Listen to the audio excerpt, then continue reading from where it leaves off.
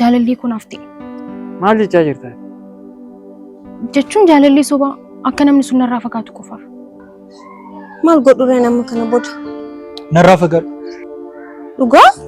Fakkeenya tokkoon sii kaasuu barbaadan. Ati nama jaallattu wayinii qabda. Nama biraa dhiisii siifaniin fakkeenya fudhadhu. Siifaniin gaafa dhabuuf jettu miira sitti dhaga'amu ni beektaa miti. Isheettis miira akkasiitu dhaga'ama ta'uu danda'a. Garuu har'a siif galuu hin danda'u. Akkamitti irra dhuftee dhiifama naan jechuu dandeesse garuu kan balleesse baranaadha. Dhiifama naaf gochuun kabaja baraawwi. Isa nan beeka garuu akkas gochuun barbaadu.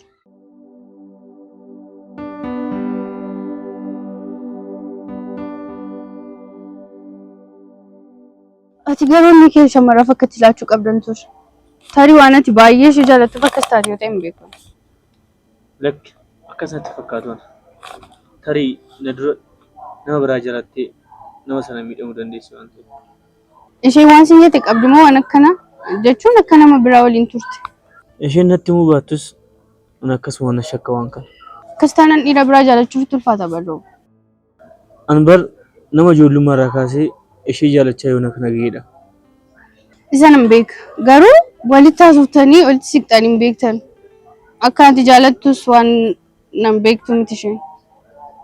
Sirriitti beekti garuu ana faana ta'uu hin barbaaddu. Bakka ishee butee yaadde beektaa garuuti. Ati immoo maal taate hawwii? Jechuun ati osoo nama biraa jaalattu namni biraa si jaallate maal goota?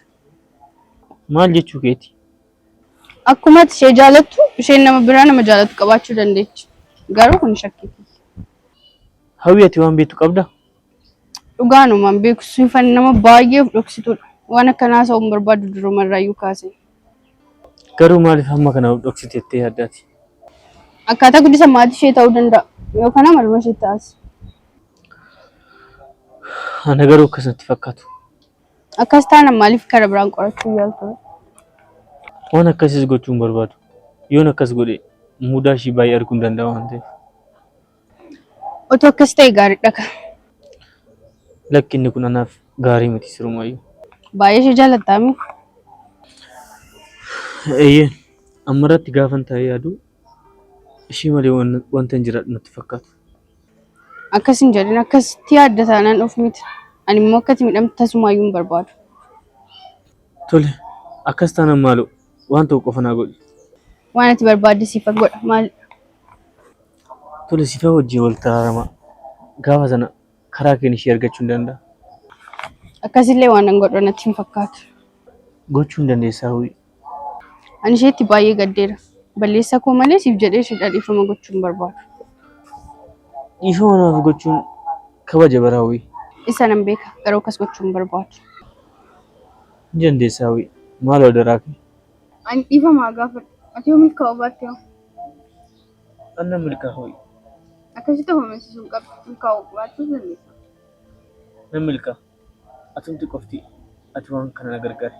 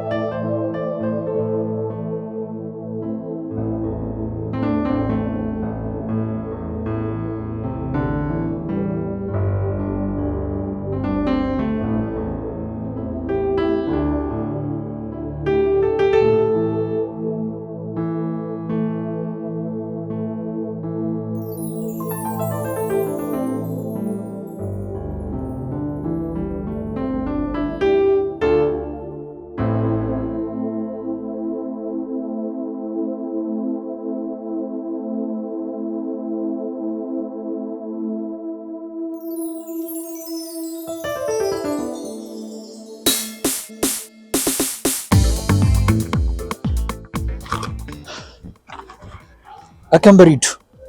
Naannoo kana keessatti beekaa boos jedhanii noo. Fuulli kee garuu haaraan itti hin taane. Maal? Jechuun waan ansi beeku natti fakkaate. Naannoo kana miti ati? Ani naannoo kana miti. Asii maal hojjettaare kophaa kee giftii koo? Hiriyaa kee bira dhufeen. Haaya akkas taanaan gaariidha. Garuu eenyudha hiriyyaan kee? Naannoo kana keessatti namni ani hin beekne hin jiru. Sifan jedhamti. Akka tasaa yoo ishee argadhe jedheen dhufe. Sifan? Ayi, nagaan oli.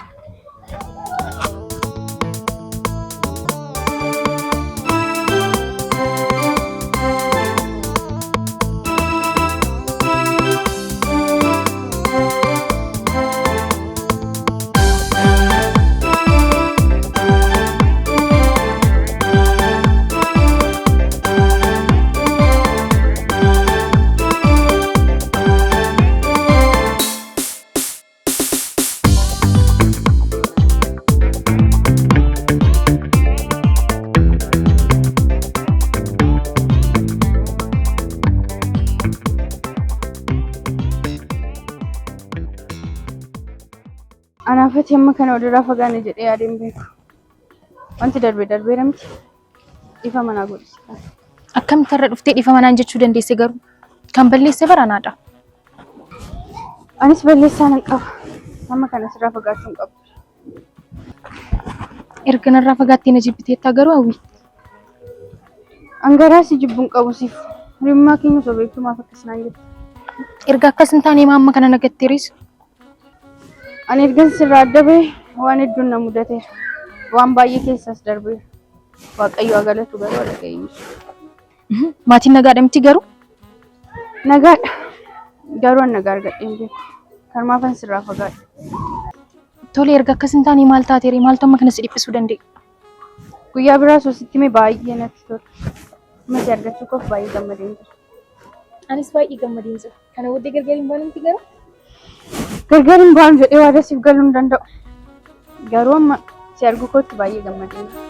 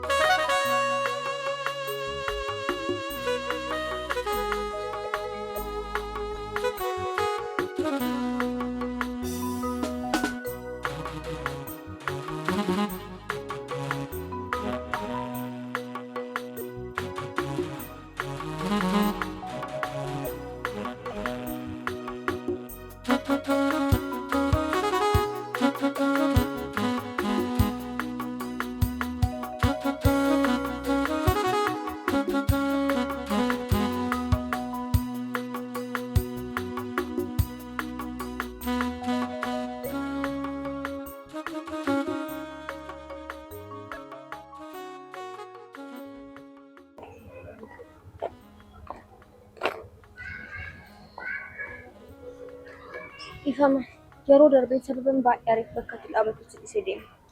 Rakkoon qabu. Har'a garuu maal dhufte?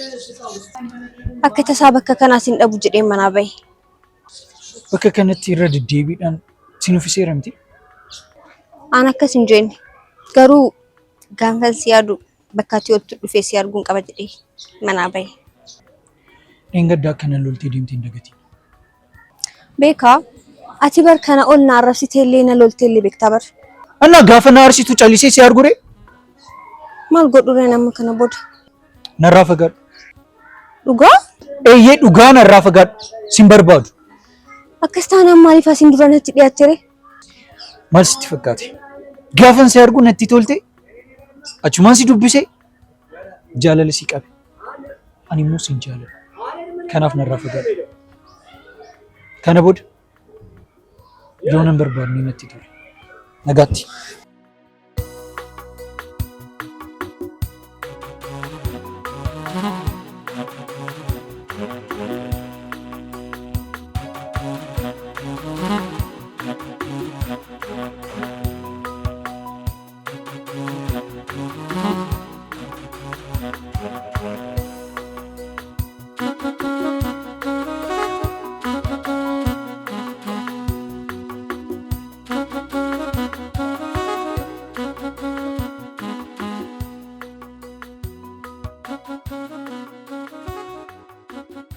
Beeka.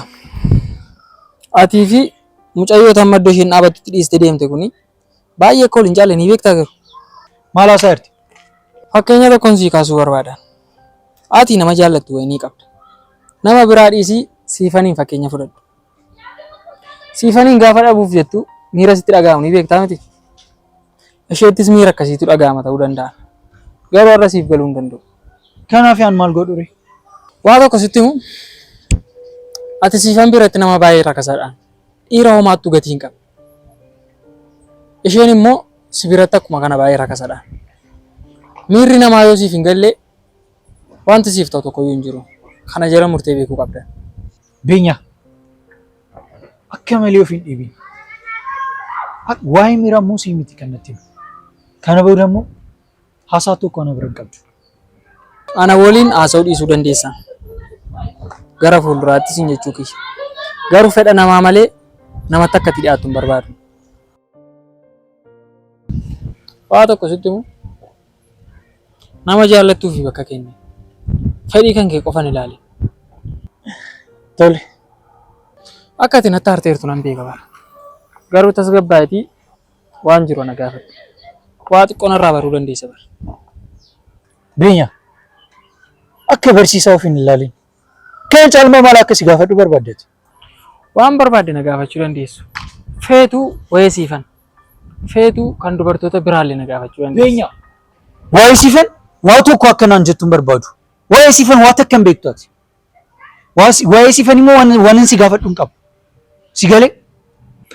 Garuu beeka waa tokkoon sitti himan. Akka dhiiraa ta'e naannoo dhiisi. Gaafa na argitu na waliin haasa'e na waliin taphadhu akkuma ta'e dura.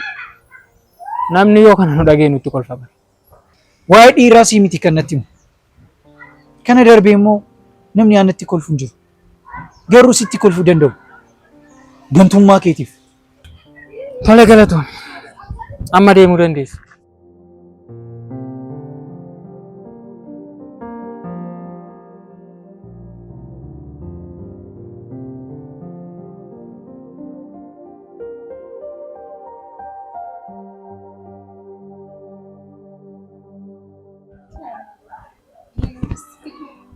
Garuu dhugaadha baay'ee nama qaanessitaati. Maaliif? Gaafa hunda safara kanaa maal gootaati? Dhiira barbaacha miti kan naannoo kana keessa naannoftu. Xiqqoon qaanoftooti dubartii taate gaafa dhiira barbaacha safara keessa naannoftu. Sitti hin ulfaatu? Ani dhiira barbaachaaf akka safara kana dhufee maalitti beekta? Waan ansi hin beekne sitti hin fakkaate. Beekaa akka ati jaallattu nan beeka bara. Beekaan nama siif ta'u miti. Yeroo keetiin hin taphatin kana booda. Ofitti hin qoosin. Hojii kee hojjedhu. Maal jechuudha? Nama sin barbaanne gaafa barbaaddu ofii makee kabaja dhorkataa jirta. Namni itti barbaadaa jirtu nama tasumaa si barbaadu miti. Kanaafuu naannoo kana osoo lammata dhufuu baattee baay'ee natti tola. Akkamitti ana bira dhufuu dandeessati garuu? Waan ansi hin beekne sitti hin fakkaate. Akka ati beekaa jaallattu illee nan beeka. Yeroo mara naannoo kanatti sin arga. Garuu har'aan booda naannoo kanatti si arguun barbaada. Dubartii jabduu ta'uu qabda. Dubartiin akkasitti gaafa naannoo keessatti dhiiraaf jettee qoftee argamtu ana mitiiti namoota kaanitti illee toluu dhiisuu danda'a. Kanaafuu naannoo kanatti sababa isaatiin si arguun barbaadu. Tole, nan yaala galuu galatoomii. Galatoomii qofaa miti. Nan yaalaanis sin baasu. Nan yaalaa osoo hin taane sirriitti itti yaadi. Amma tun si ilaalu naannoo kanaa deemu. Asitti immoo deebi'ee si arguun barbaada. Kayide.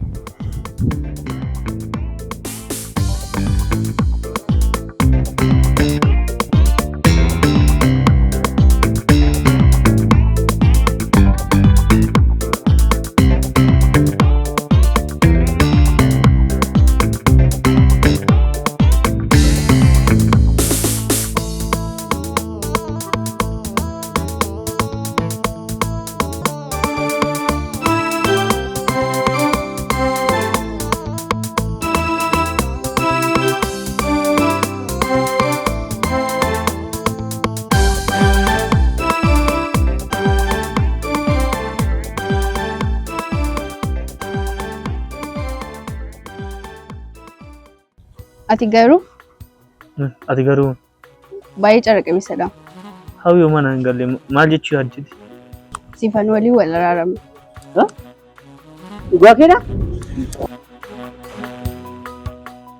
Dhugaa keedha hawwi? Dhugaa keemu? Eeyyee.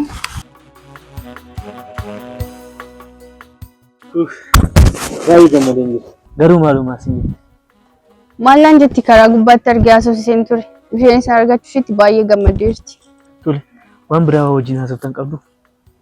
Rooba maallaa sofnaa. Isheen isaanis baay'ee rifannee turre. Akka wal arginu walitti himnee gargar ba'an. Garuu yoom deebitanii wal agartu? Siifan bilbila naan jetteetti. Tole guyyaa sana waliin deemuu dandeenya ree? Guyyaa sana sun taanee haala ishee ilaalee guyyaa biraas waliin deemne gaarii natti fakkaata. Garuu dhugaa baay'ee galatoon. Maaliif na galateeffatta waan si gargaaruu qabu danda'uun si gargaare. Darbees immoo karaa keenya hiriyaa koo argadheera. Ammaanis karaa keenya ishee argachuun qaba. Karaa kun ishee argatte siin jedhu garuu akkati ishee argattuuf waan hin danda'u hundumaayyuu nan godhu. Hanga dandeessu waan ishee baruuf yaade. Anan gaarraatti waa ishee baruu hin dandeenye waan ta'eef. Tole rooba amma garuu iddoo ibsuu deemne baay'ee natti tola. Tole rakkoon qabu waliin deemuu hin dandeenye.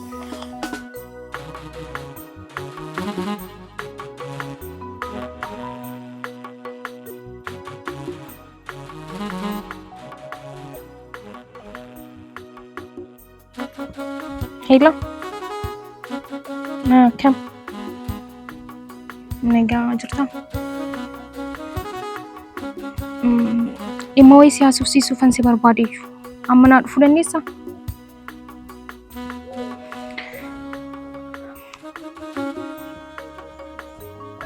Har'a qofa kootu lammaffaa si rakkisu.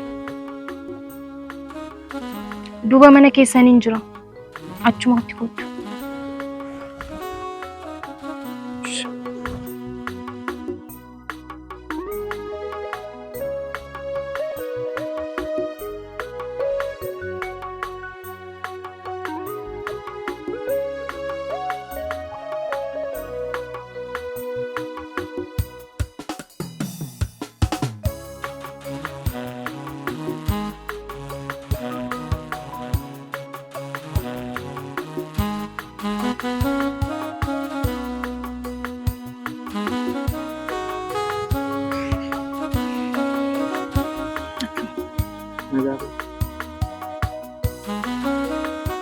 Siifan gaafa hundayyuu natti bilbiltee si arguun barbaada akkas gochuun barbaada yeroo baay'ee waan kanarra deddeebi'aa jirta garuu haalli keenyaaf galaan jiru anaaf har'a isa dhumaa maaliif akkana barbaadde natti himi?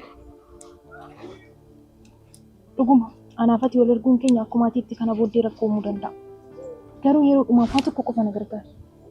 Maal akkan si gargaaruu barbaadde? Darbee moo miirri kee gaarii miti? Waa tokko natti jechuun wayii na gorsa. Waan dubbachuu barbaadde ifa godhiitti dubbadhu. Waan ani si gargaaruu qabu yoo jiraate si gargaara. Otoo itti natti himin garuu waa tokko si gargaaruu hin danda'u. Maal sitti fakkaate beenya? Ani maatii kootiif dubara takkittiidha. Kanaafuu immoo akkasuma isaan dallansiisuu hin barbaadu. Haalaan akka jijjiiru kanatti itti fufee taanaan immoo maatii koo aarsuun koo wannan oolledha.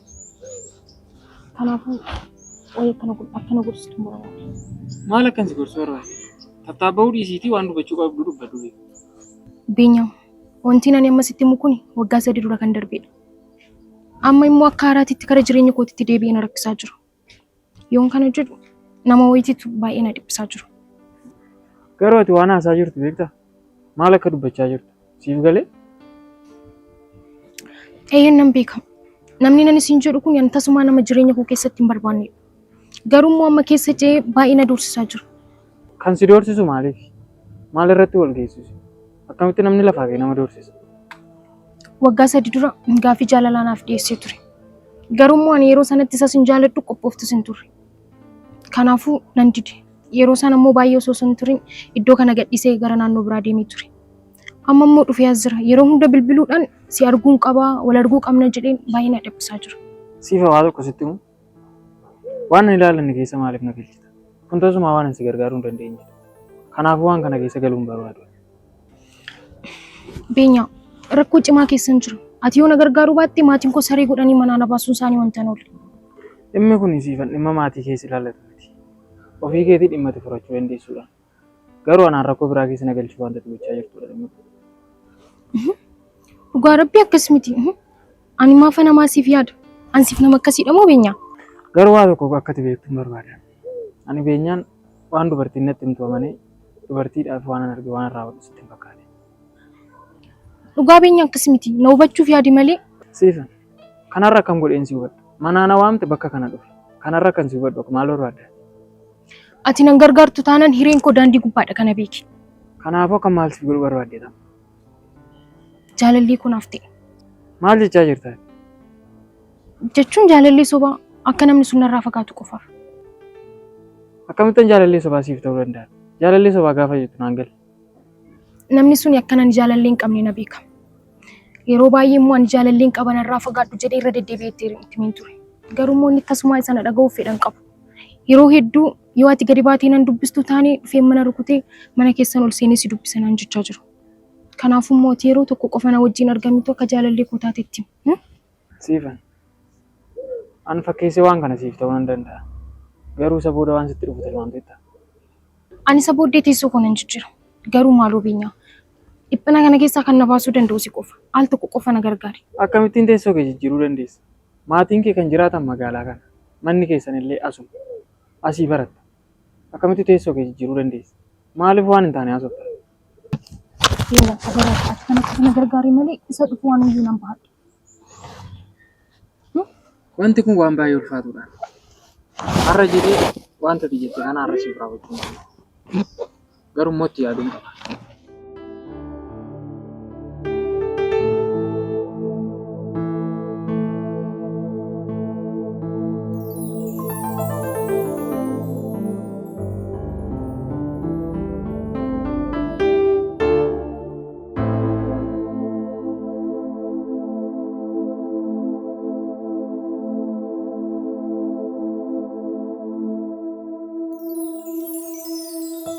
Gaaffii tokko si gaafadhu.